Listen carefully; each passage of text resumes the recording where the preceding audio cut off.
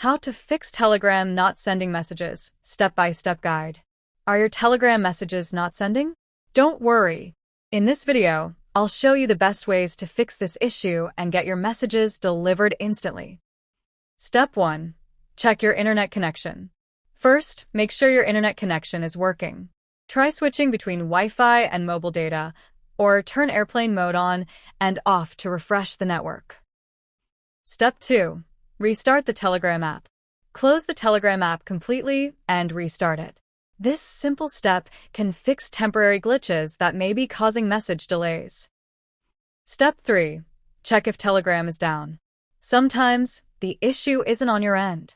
Visit downdetector.com or Twitter to check if Telegram servers are down. If they are, you'll have to wait until Telegram fixes the issue. Step 4. Clear Telegram cache. Clearing the cache can help fix app-related issues.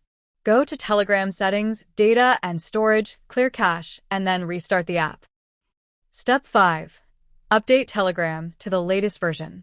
An outdated Telegram app may cause message delivery issues. Open the Google Play Store or App Store, search for Telegram, and tap Update if available. Step 6. Check if you're blocked.